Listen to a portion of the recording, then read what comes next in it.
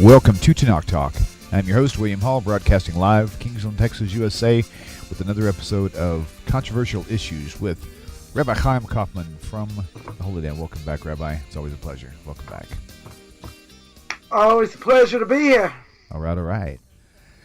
Super cool. A few minutes late, but it's okay. This is a live show. I rarely start on time, and so... This had nothing to do with me. I'm good. Hey, I'm not busting up anyone's system. Yeah, I think we got past that. That's good. All right. Hello, Josh. Welcome to the show. All right. So this is a live show, and today's topic: can women carry guns? I just pictured a lady walking down the street with a great big Gatling gun strapped to her back. I see all the time on Facebook people put up pictures of women, in the IDF and the Israeli Defense Force. So right. So you see them with with machine guns and whatever. So that's that's part of the question. But people always put up these pictures of Israeli women in the army. So right. So kind of a hot topic, I guess, a little bit. We'll see. As we go. Yeah, that's good. I'm looking forward to it because I never knew that was even an issue to begin with. To be honest with you. So I guess it is, huh? Listen, there's a lot of good things that that we don't know about. So it's a good thing that we discuss them. That's what we do. Right on. Welcome, right? John Riggs. So we spoke last week, right, in Deuteronomy chapter 22, verse 5. Right, we spoke about this idea of a man wearing women's clothing and a woman wearing a man's clothing, right? Because the Torah says, again, Deuteronomy chapter 22, verse 5, says, a male garb should not be on a woman, man should not wear a woman's garments, for anyone who does so is an abomination of Hashem. So we sort of went through soup to nuts, about what that means and the difference in the wording, etc. And then we extrapolated. Right, we spoke about a number of cases, let's say men wearing perfume, men wearing earrings, and we didn't really get into, the body piercing, which I think, we've spoken about before, right? But there is a question we did mention, and that is a gun, considered, a manly thing, or can women, as they say, pack a piece, so to speak? Are they allowed? Are they allowed to use a gun in self-defense? Now, we did mention that by Yael, who kills Sisera, right, what did she do? She killed him with a 10-peg, right? She killed him with a 10-peg, not with a sword, right? The obvious question is, why didn't she kill him with a sword, right? There were no guns back then. She could have killed him with a sword or whatever, but she doesn't. Why? Seemingly for this reason. So, the Torah tells me, as we mentioned, Deuteronomy chapter 22, verse 5, right? It says over there, again, women cannot wear male articles. Comes along the Aramaic translation. The Onkelos says over there, what does it mean? What does it mean? She can't wear a male article. So, says Onkelos, the Aramaic translation, he says a kli zayin. What's a kli zayin? A weapon. That's what it means. A weapon, or could mean armor, and it's going to be a major difference whether we're talking about a gun or we're talking about let's say armor. I mean, it's not exactly the same thing. An armor, I would say, is more, could be considered maybe more of a garment, than a weapon, etc. But there's a medrash on this, on this verse that brings in the name of Rabbi Leah ben Yaakov. Rabbi Leah ben Yaakov says, what is going on from the verse?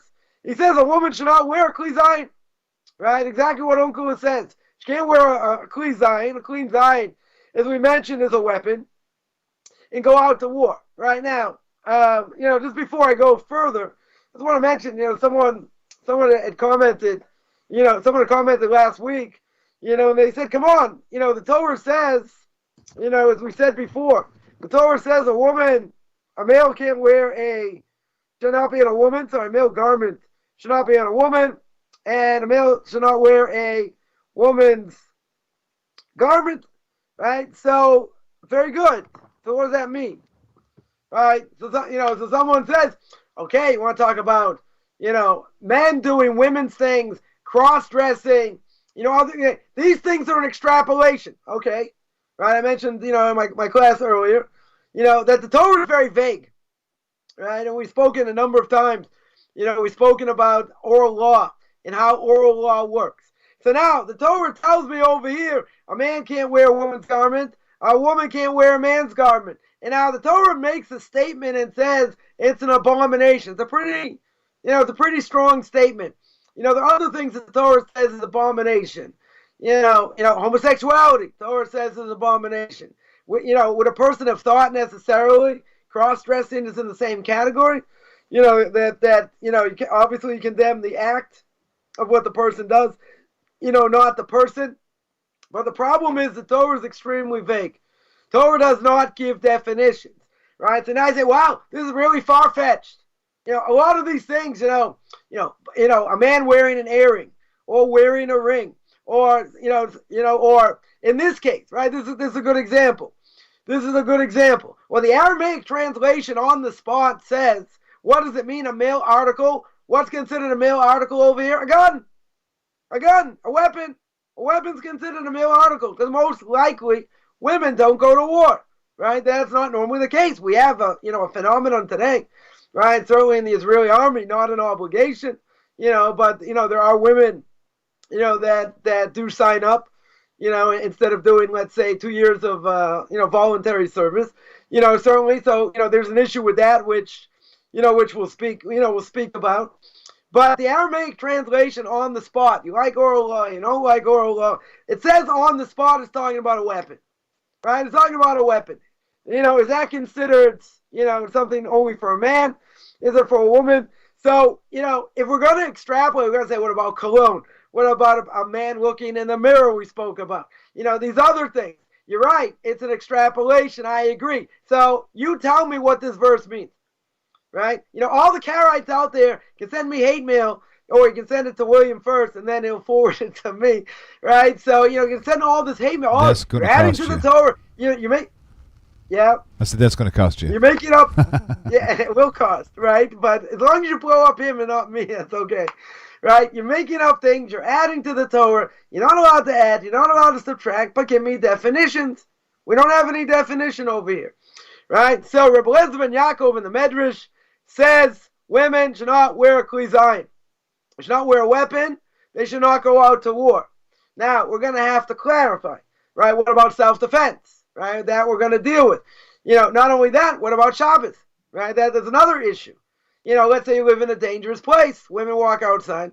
They feel safer with a gun. Are they allowed to walk around with a gun on Shabbos? Is the Shabbos considered muksa, that I am not allowed to touch it? Does it always have, a forbidden usage? So that we're going to have to see. Comes on the Rambam, and the Rambam in Avodah Zarah, chapter 12, halacha 10, anyone wants to look it up, he rules that a woman should not wear armor or anything like it. Now, anything like it, what could we assume? We could assume that would include a weapon. Now, the question's going to be, how does the Rambam, make that connection?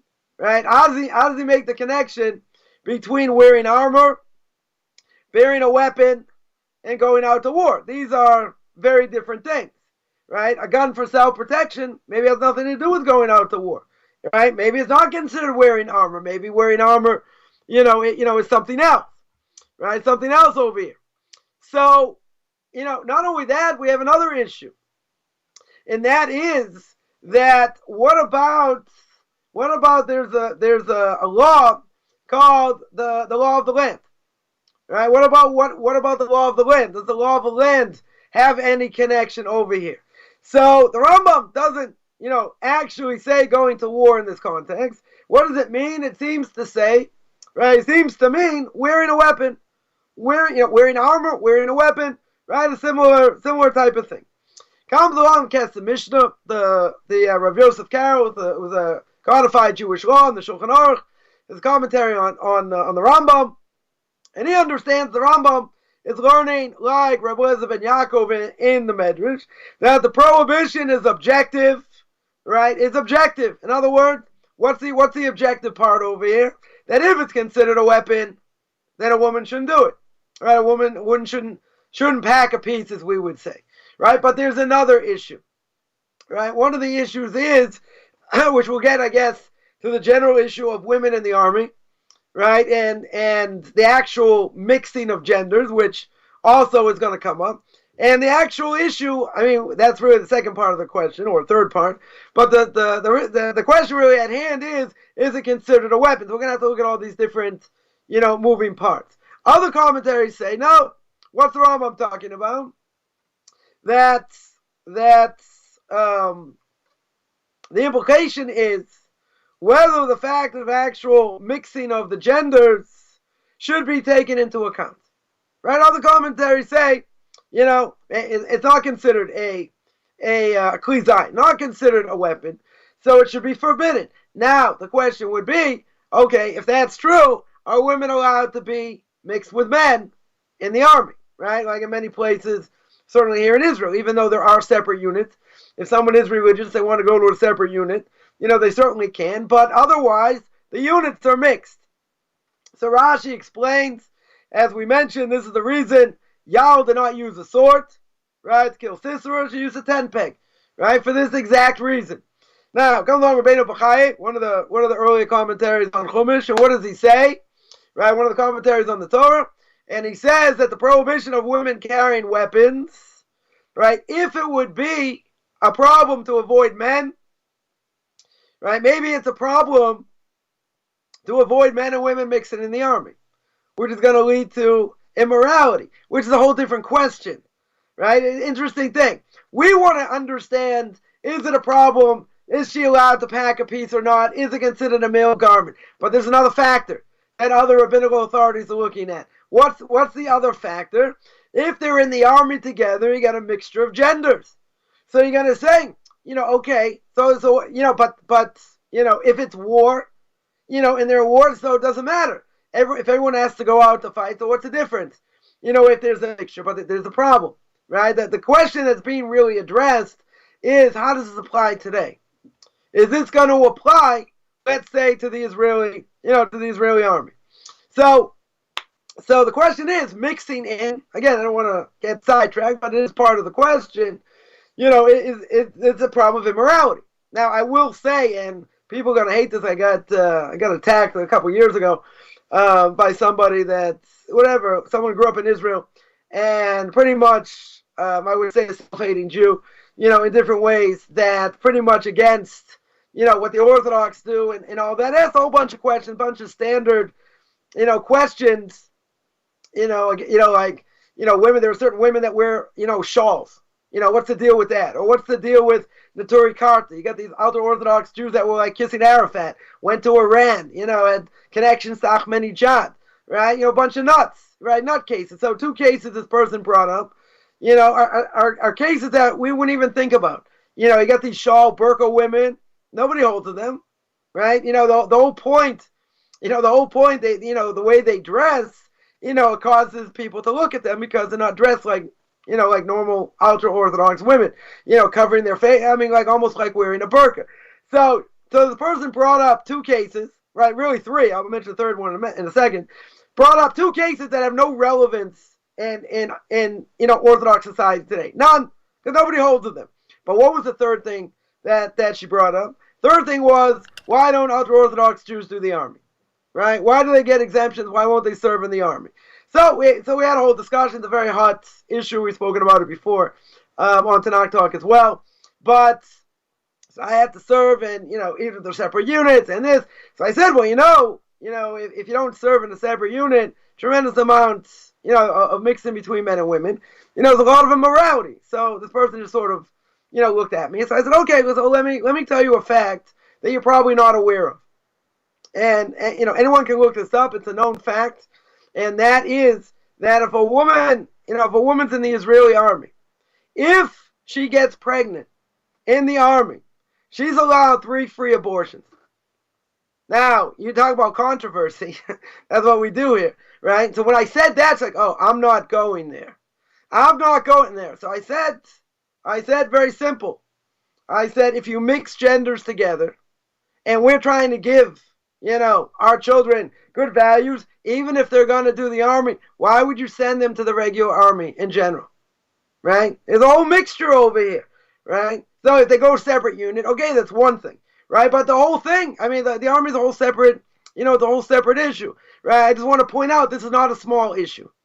By us, it's not a small issue because you put people together, 18 years old, hormones going crazy. We know what's going to happen, right? That's, it's pretty obvious, what's going to happen. But even without getting into all that is part of, I wouldn't say it's a major part of the issue, but it's part of the issue as well. Now, some rabbinical authorities have ruled that what's the prohibition?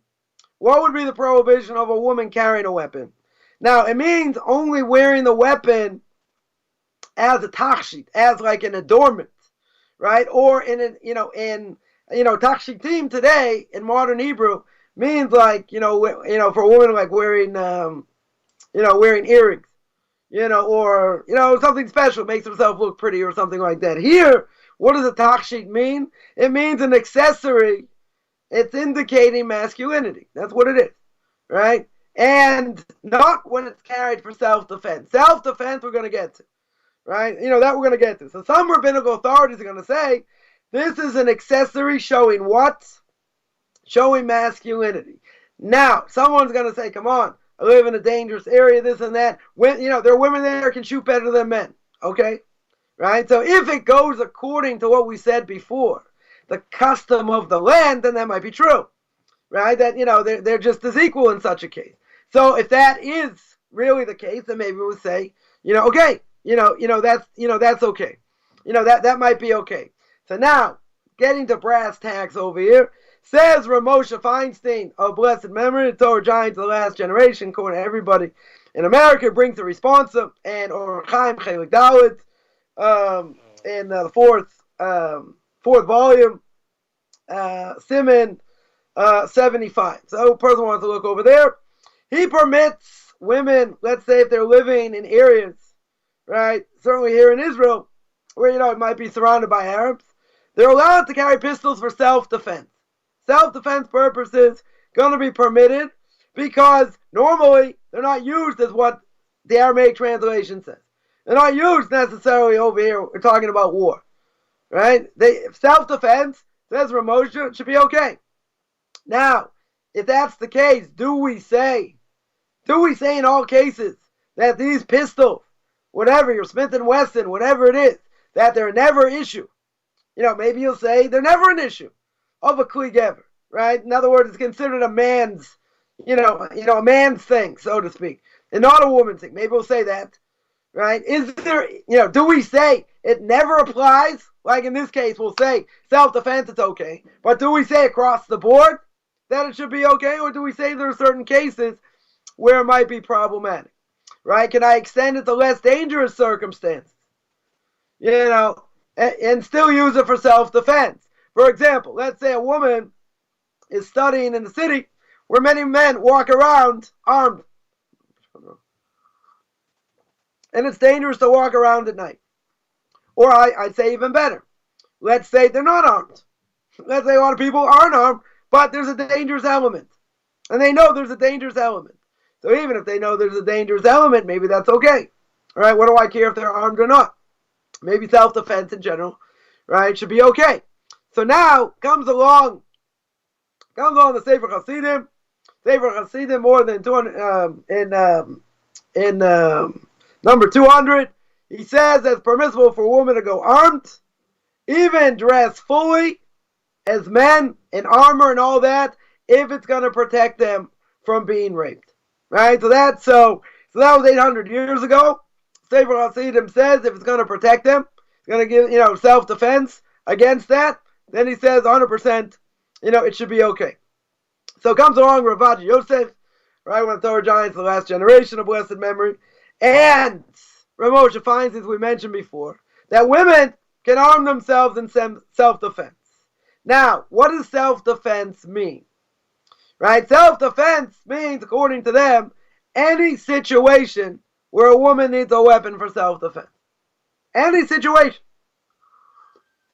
Right? That would take it out of the problem, because if she's worried something's going to happen or whatever, and she's going to carry it in order that she's not going to have any issues, right? And it could be, we'll see by the laws of Shabbos, it could be that, if it's only used as a deterrent. In other words, let's say in general, if a person would fire a gun on Shabbos, it should be forbidden, right? Forget about self-defense and all that. It should be forbidden, in general. But what if a person is about to attack somebody, potentially attack someone, and they notice they have a gun?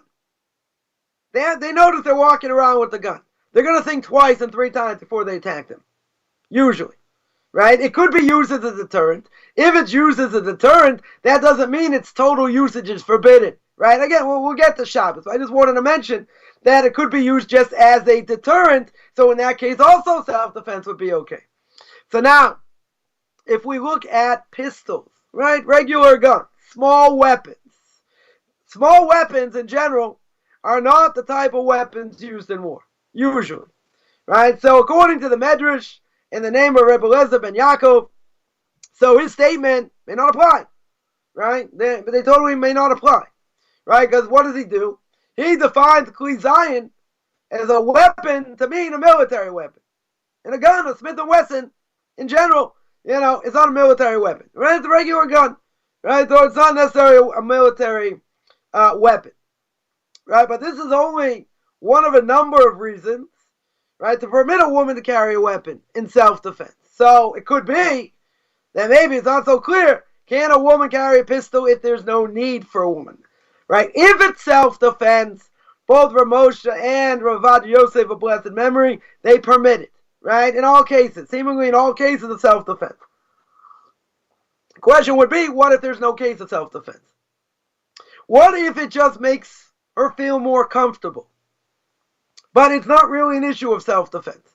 Now, it could be maybe, someone was attacked before, and they didn't have anything to protect themselves, and now they're using this, now they just go around with it all the time.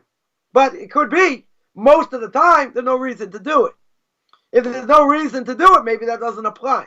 Maybe it only applies where specifically it's a case where there's a need for self-defense. Now, we mentioned also, what about the idea of location? So at the end of his response, says Rav Moshe Feinstein, he makes it clear that there are a number of halachic considerations. And that is, first thing is, that if it's not a case of a woman going out to war, as was said in the Medrash by Rabbi Eliezer ben Yaakov, which, again, should be discussed, discussed in and of itself. That's one thing, right? It's not talking about a woman going out to war. Or it's talking about preserving one's life, right? Pikuach nefesh, we understand, preserving one's life, that trumps every other law. Even on Shabbos. Person can desecrate Shabbos if you're talking about saving a life, right? Or saving their own life, saving someone else's life. You're allowed to desecrate Shabbos. Try and minimize desecration of Shabbos, but if you have to desecrate Shabbos, in the worst way, you do it in order to save life. Comes along Rav Moshe and he adds, a woman doesn't need to worry or stop from traveling to dangerous places. Maybe you tell me a woman shouldn't live in a dangerous place, right? Maybe she shouldn't live in a dangerous place so she doesn't have this question. But what, are you going to tell her she has to move? She can only live in certain areas? A lot of places are dangerous, right? A lot of places are dangerous. So do we say that she has to desist from traveling or living in a dangerous place in order to avoid this problem? Right? We don't say that. Self-defense, we said, is okay. Right? So therefore, to any situation where there's a genuine risk to a woman, not just she's already in a dangerous setting, according to Rav Moshe, should be okay. Right? But again, it has to be a genuine risk. What would I say if it's not a genuine risk? Then it might be forbidden. If it makes her feel better, I would say, makes her feel more confident having it, even though it may not be a dangerous situation. Could be some rabbinical authorities would say it's okay. Why? Because, equilibrium is also important. Having sanity of mind is also, a pretty crucial thing. Right? But others would disagree and say, no, it has to only be when it's a dangerous setting. Comes along Rav Avadia and he says, what about guard duty? Right? Could a woman be on guard duty? right? Not necessarily a threat per se. Maybe it is, right? But it could be it's also permitted. Why? Because the threat is more, it could be that the threat is more indirect. But again, if a person, let's say, is guarding a place where, let's say here in Israel, where there are Arabs around, and things could happen, right? So you could have that issue, right? But again, it's a dangerous situation. She's allowed to, right? It should be should definitely be allowed to. Here, so in the end, where there's a problem with self-defense, then what do we hold? We hold it's not a man's garment, not a problem, right? That wouldn't be an issue for men, for women, wouldn't be, and if a man took a woman's gun, also wouldn't be an issue, right? It's a similar thing. Ravaja notes, and he adds over here that, we said before this idea of a man, women wearing women's clothing and vice versa, problem with cross-dressing, he mentions that if there's a practical reason for it, let's say, you're using a woman's garment in order to protect from the elements. Let's say you didn't have other things to wear, so you put this thing on, right, in order to protect yourself from the elements. That should be okay. In the case of protection from harm and self-defense, it also fall into this category, even if it's not in a war zone, right? So for self-defense, guarding, guard duty, other things, it would seem, according to Moshe and Rabbi Chaim, that should be permissible. And we're not worried, even if she travels to a dangerous place, right? Let's say she wants to go, visit a certain area, known to be dangerous. She doesn't not have to go, right? She doesn't not have to go. So in that context, we can be lenient, right? We can be very lenient over here and say it's still okay. The only question is, what if she doesn't need it for self-defense?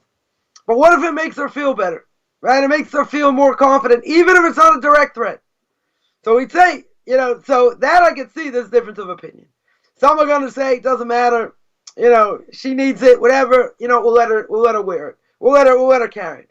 Others would say, it has to be a case of real self-defense or potential self-defense, which now comes up to another issue, and that is, what about, before we get to the issue of Shabbos, what about the issue of self-defense in general, right? The person allowed to use a gun in general. So Torah tells me, Book of Exodus, chapter 22, verses 1 and 2, right? Let's just bring that up here, right? And chapter 22, Exodus chapter 22, first two verses. What does it tell me? So it says over here,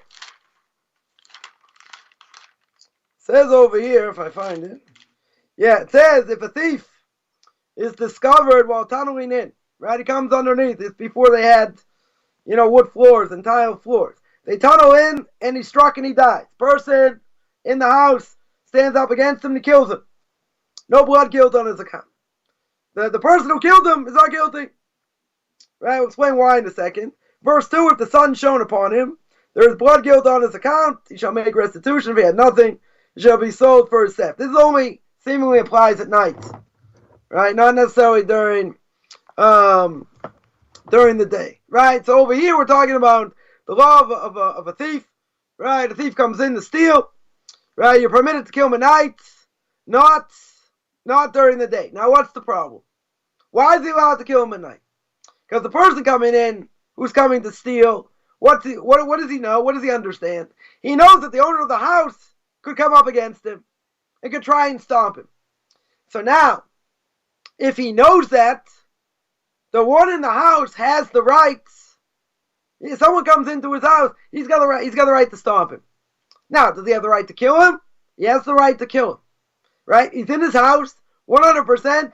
If it's at night, there's a confrontation. There's going to be a confrontation. The thief knows the owner of the house is going to come up against him. What's the thief going to try and do? He's not going to be sneaky. He's going to try and kill him. Right? So there's a Talmudic dictum. Right? It says in the Talmud, Sanhedrin 72a, it says, the Torah says, if someone comes to kill you, you kill him first.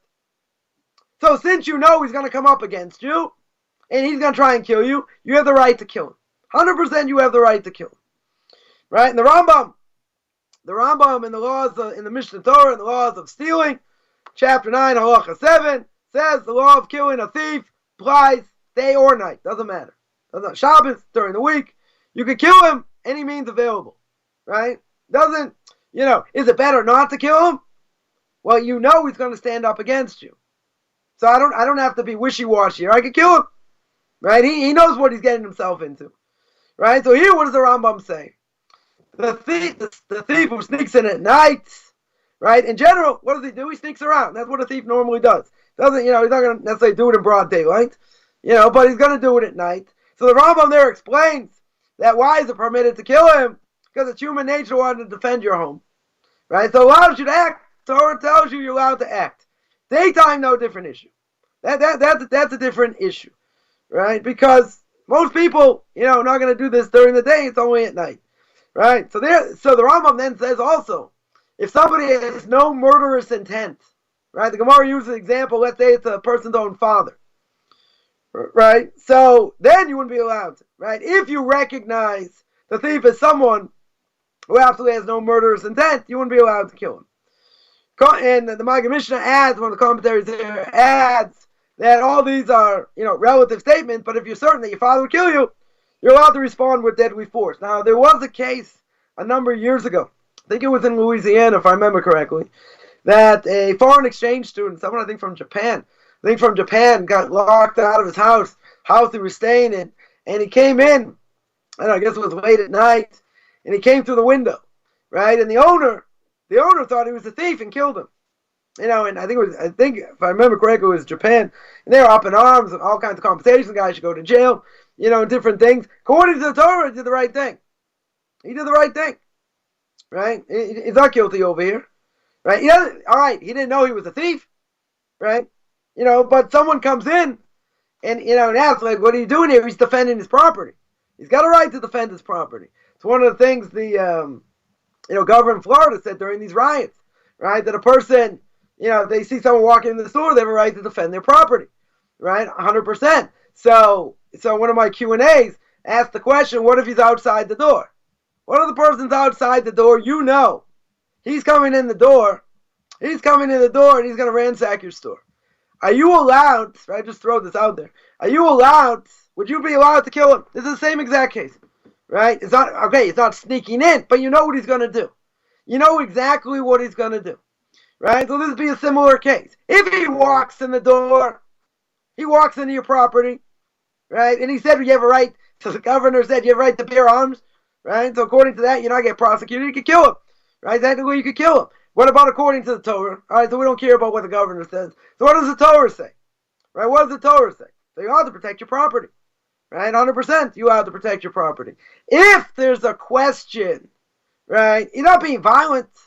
Person not being violent, okay, they're going to ransack your store, destroy your store. You can protect yourself. Doesn't mean you have to kill the person, right? If you have no choice, right, you're allowed to protect your property. Now, the Rambam said over here, it doesn't matter day or night, right? So we could go like the Rambam, according to that, right, day or night, it doesn't matter.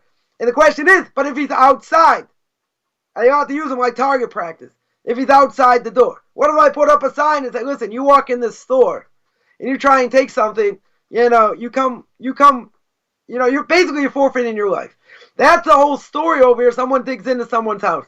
This thief, he knows he's already forfeited his life, right? But the question is, does he have to kill him? He's allowed to, right? 100% he's allowed to. What if, on the way out, let's say, they fight, whatever, and the guy's running out, and the guy steals, this thief steals his Ming vase. I don't know why he's got a Ming vase. I don't know if he knows it's a Ming vase. And he's running out the door. As he gets outside the door, the other guy's chasing him. Is he allowed to kill him? So what do we say? He's got to be in your house.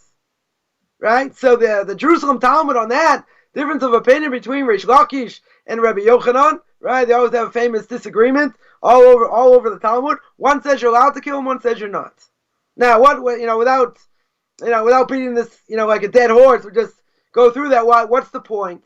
The point is, if he's already in your house, he's already dead, right? If it's according to the Rambam, even during the day, right? Even during the day, at night, right? You're allowed to kill him. You'd be allowed to kill him. You're allowed to chase him anywhere and kill him, right? But the other, another opinion says, while he's in the house, you're allowed to kill him. He forfeited his life. 100% he forfeited his life. Once he's out the door, you have no permission whatsoever. You can injure him, shoot him in his kneecaps or whatever. You can injure him, but you can't kill him, right? So the difference of opinion over there. So what do we see? We see the person allowed within one's home, right, to kill even in defense of his property. Now, question's going to be, that's in your house. That I understand. Now, what about outside your house? What about somewhere else? How does self-defense apply over here? It comes along the Torah, Leviticus chapter 19, verse 16. It says, you shall not stand idly by the blood of your neighbor. So what does that mean? A Jew's not allowed to stand idle. Someone's trying to kill someone else. You have to try and help, and try and stop it. You have to put your life in danger. It could be your life's going to be in danger or not, right? But if a person walks away and the other person's getting pummeled, you could be over a Torah prohibition of not trying to help your neighbor, right? Now, you got to be careful. Over here, there was a story many years ago of a football player jumped in a river or a lake, whatever it was, there were a bunch of people drowning, and he jumps in, try and save them. And I think one of them got saved, and he and this other person died. They drowned. Now, everyone's claimed, what a heroic act, what an unbelievable thing. But there was only one problem: he didn't know how to swim. Right? If it's a dangerous situation, and it's a dangerous situation, who says you're allowed to put your life in danger? Right? In such a thing. But here we're just talking in general, that a Jew is not allowed to stand by idly while someone's trying to kill someone else, right? And the Rambam in Positive Command number 247 says to save the pursued even at the cost of the life of the pursuer. In other words, you can kill him. You're allowed to kill him. If you can do it in any other way, can stop him, okay, right? If there's no other way, if there's no other way, then there's no other way. Right? Then you're allowed to. That's not called murder over here. And certainly, if you have an obligation to help somebody that is in dire straits and they're being attacked by someone else, all the more so your own blood. Right? If we're going to say you don't stand idly by the blood of your neighbor, what about your own blood? Your own blood also. So that means you're allowed to defend yourself. Now, what about you cause him damage, and forget causing damage, you kill him. You kill him in the process, right? If it's self-defense, there was no other choice, so self-defense. You're certainly allowed to. Would it be better if you didn't kill him? Yeah. Right? It definitely would be better. But, if you have no other choice, then it's permitted, right? 100%, right? It should be permitted if it's in self-defense, right? And that got to that gets to the question. There was an Israeli soldier a number of years ago that neutralized a terrorist, and the terrorist was down, and the soldier thought the terrorist, had a knife or whatever, was getting up to lunge at him. He shot him again and killed him. So he ended up going to military prison, I think I don't even think it was that long. I think it was supposed to be for like a year and a half. I think it was like maybe even a few months or whatever. So that there was a whole question, what happened over here? He thought the person was lunging at him with a knife. He wasn't dead. So he thought, and he panicked. He thought it was, still a dangerous situation. So he shot him, right? He shot him and he killed him. Now the problem is, okay, he panicked, right? And the case seemed to show he didn't have a knife, right? But there have been cases where someone got quote unquote neutralized, but they weren't dead yet. And they didn't realize, thought he was dead or whatever, and didn't finish the person off. The person lunged and I don't know if they killed someone, seriously injured someone. It's a very fine line, right? But if you have a right to defend yourself, right? That there's no question. If someone's at death's door, right, you shot him a whole bunch of times, he's about to die, there's no mitzvah to kill him, right? In that case, there'd be no, all the human rights organizations be going nuts, be viral, be all over, the internet. They go absolutely crazy. They go, look, he killed him when he was down. Well, look what the person did. We could justify it in different ways. Try to burn a whole city. Tried to kill innocent people. Different. Oh no, you gotta realize where he grew up and how he was indoctrinated and all these things, right? Now, I'm not saying just kill him to kill him. I'm not saying that, right? If a person's down, you better make sure, that he doesn't have any other weapons, or that he's like neutralized. Because if not, you're showing unbelievable humanity. And at the same time, it could cost the person their life, or they could get maimed, or, whatever. But in this case, the soldier got off after, I think it was a relatively short time. It might have been 6 months, might have been less, But, again, he acted in a way where, he thought it was a situation that it wasn't. If it would have been self-defense, let's say this, this terrorist got up on his last legs, and he lunges at the soldier, right? He doesn't have a weapon. He lunges at the soldier and he shoots him. That's self-defense, right? But he could get hammered if he didn't have a weapon, right? But he's lunging at him. Maybe I don't know. Maybe he had a belt who's going to detonate or whatever, and who knows, right? In those situations, you just react. You react pretty fast, right? So in that case, that would be considered self-defense. If they don't find a weapon, the person can be in trouble. But if a person panic, okay, all right. But if you're not allowed to just sit there and shoot and kill him if he's already down, right? You got a certain level of humanity here, right? But in general, he comes to attack you. According to the Torah, nothing to talk about. I'd be allowed to kill him. I'd be allowed to kill him. That there's nothing to talk about. But see, today we have to be humane, right? You got all these left-wing activists and all that say, no, you're not allowed to kill him. You got to see where he came from. You got to see what he went through. All these different things. I got to have my mind open till my brains fall on the floor.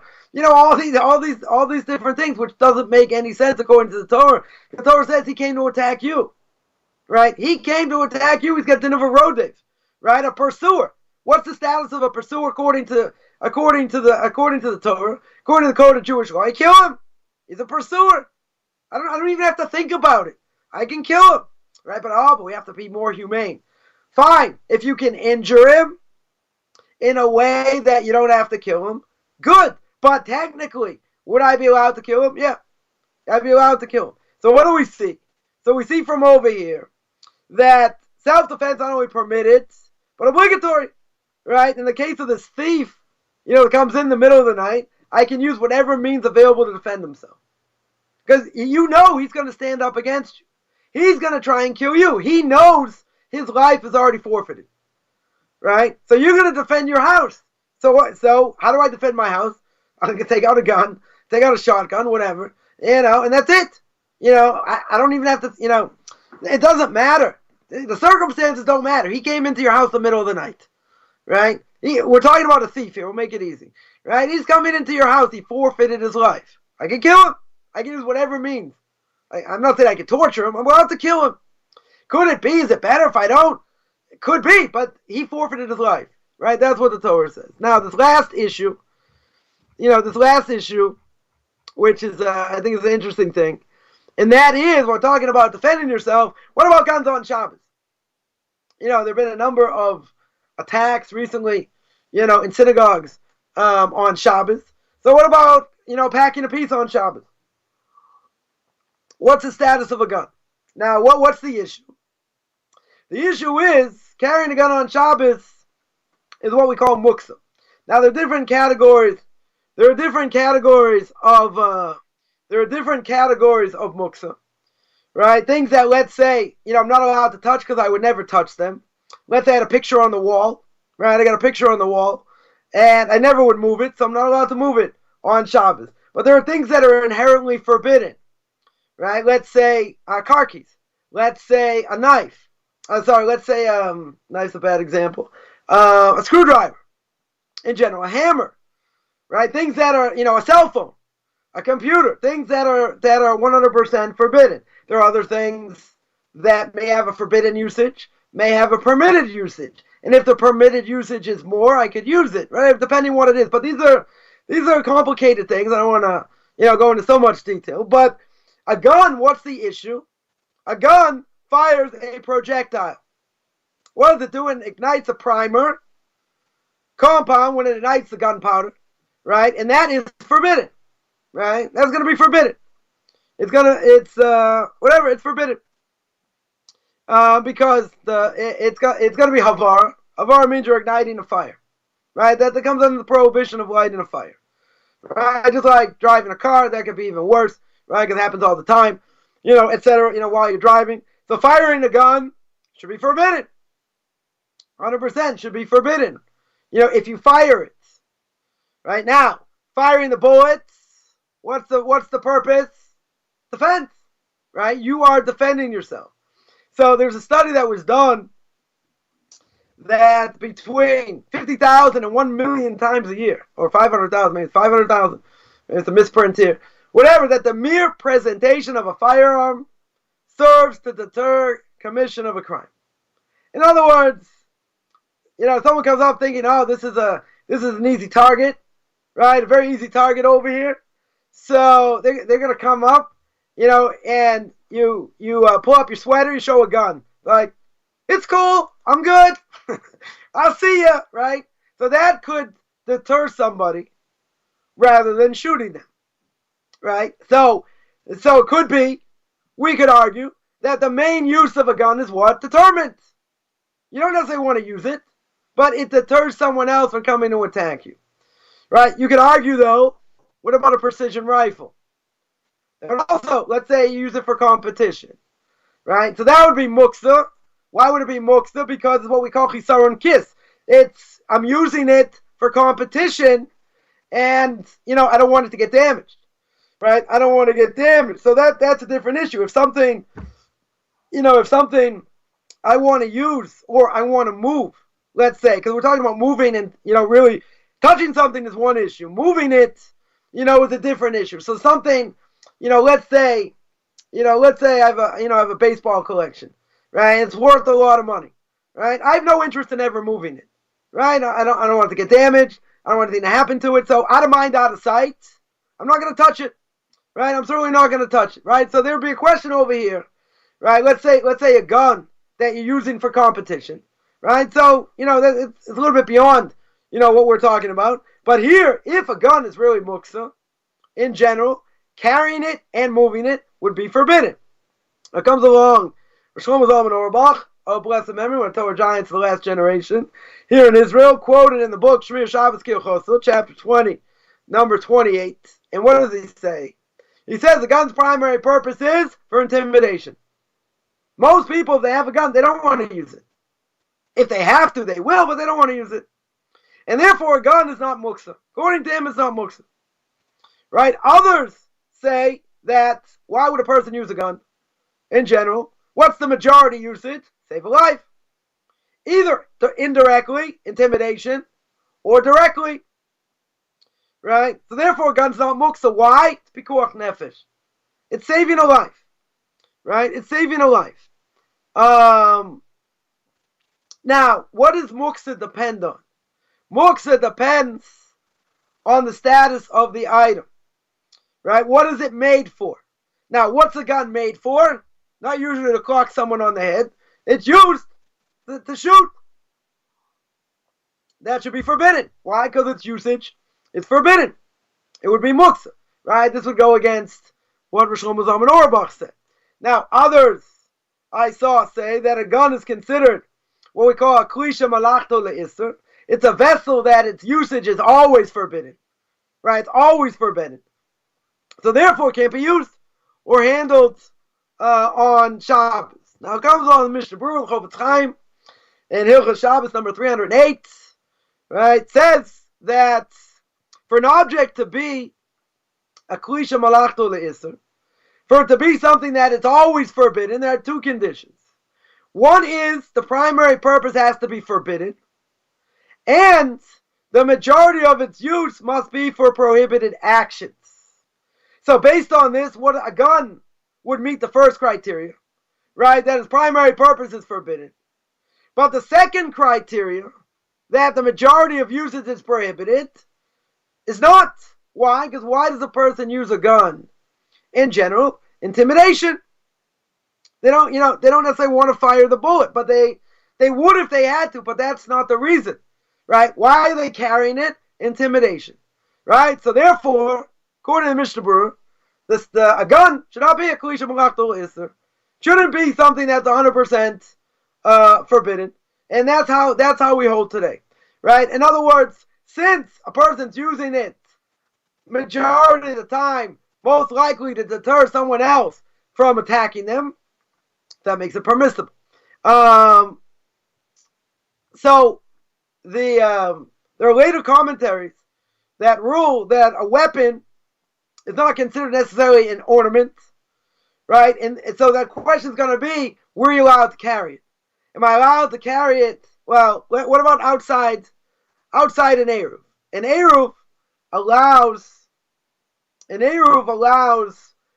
Jews to carry on Shabbos. It's a whole complicated thing exactly how it works, but it's a rabbinical injunction to allow people to walk to synagogue, walk outside, take their kids out, etc., and carry things from a private domain to a public domain, in all that. But it has to be something permissible, right? It can't be something forbidden. So, person goes to synagogue, they can carry books, they can carry tissues, they can carry their glasses, right? But things that are forbidden, right? Money, they're not allowed to take. A pen, they wouldn't be allowed to take. So the whole question, if a person did, how do you get rid of it? What do you do? Whatever, not the point over here.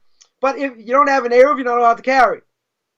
You're not allowed to carry anything, right? So now, if it's carried out, can a gun be carried outside an Eruv? Right now, if it's not considered an ornament, can't be carried under normal circumstances. Right now, what would that seem to say? That a weapon, which would be okay to carry in general, that is not muksa, right? So if a weapon itself were muksa, then what do you care if it's a takshed or not? Doesn't matter whether it's an ornament. I would just say, if it's muksa, it's muksa. I don't have to come on to anything else, right? So the Gemara in Sanhedrin mentioned that we said above concludes a weapon is not an ornament, right? It's not an ornament. So therefore, it's not permissible to carry outside an Eruv, right? But the question is, doesn't mention what about inside an Eruv, right? So this is where it hinges on, right? Whether it's inside or outside an Eruv. So there's a whole discussion. There's a whole discussion about that. And the main point here is that if it's pikuach nefesh and to risk the lives, that's the most important thing here, right? So the Shulchan Aruch, the Code of Jewish Law, Orach Chaim 328, number 13, states whoever is quick to violate Shabbos where there's a risk to lives, it's praiseworthy, right? So taking risk to Jewish life is extremely serious, not something we mess around with, right? So you're allowed to desecrate Shabbos even if there's a remote risk to life, right? So, that would apply to almost all halachic prohibitions, right? That would be suspended, with the exception of idolatry, sexual impropriety, and murder, which, is distinct from killing and self-defense. So one last thing here, we'll mention Moshe Feinstein brings down, and Orach Chaim, part 4, number 81, he says, Hatzalah, there are people that if there's an emergency, they get called on a walkie-talkie, and they go out in their ambulances or whatever. Are they allowed to wear their radios in the normal way on Shabbos, outside an Eruv? In other words, it could be an emergency. They're outside the Eruv. They're not really allowed to carry it, right? And inside an Eruv it should be okay for different reasons. But what about outside an Eruv? So the issue is, what are they doing to saving lives, right? That's what they're doing. So therefore, if it's not normally considered ornamental, but it could be an ornament, if it indicates someone's rank or honorable position. So what do we learn? We learn over here that a radio for Hatzalah, for saving lives, mark of honor. right? For the one who wears it. Why? What's he doing? He's saving lives. So that could be considered, an ornament. And weapons could also be, an ornament for that reason, saving their own lives, saving other people's lives, etc. So here, you have to see, right? You have to see exactly what the case is. So in an Eruv, in general, guns, we would say, probably are not muksa, according to the majority of authorities, right? According to the majority of rabbinic authorities. And in fact, a person would be permitted to wear a gun on Shabbos in order to deter other people, right? And that is, you see that a lot today, certainly in Israel, people, carrying a gun on Shabbos. But what about outside an Eruv? A person can only violate Shabbos if it's pikuach nefesh, if it's threatening a life, right? Life-threatening situation. So, question is, how far does that go, right? How far do we say it's pikuach nefesh to justify a violation of Shabbos? So that's the whole question, right? That is the whole question we're not going to get into. That's a whole complicated, that's a whole complicated issue because there are different levels. But in general, when it comes to saving a life and a person's life's in danger, you can do whatever, you can do whatever it takes, to save them. At the same time, we don't just throw it out and say, okay, you can do whatever you want. You try and minimize Shabbos desecration. But if you can't minimize it, you do whatever it takes. Even if you have to transgress Torah prohibition, okay, if there's no other way. But we want to try and minimize, Shabbos desecration. If you can't, saving a life comes first, so you do whatever it takes. See, look at that. I didn't even take any extra minutes. Well, you had it tight packaged, no doubt Come about on. it. If I always, people have two complaints against me. One is that I speak really fast, and the other is I scream.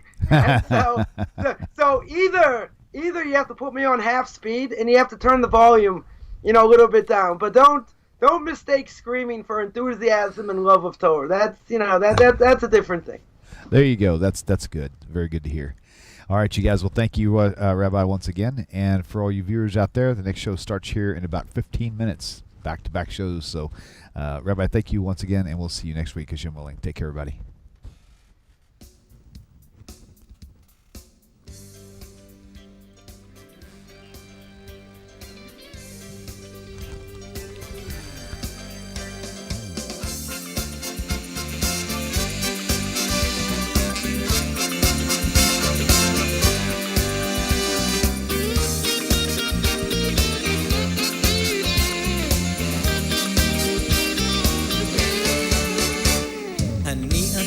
אתם תמיד כולם ביחד חשוב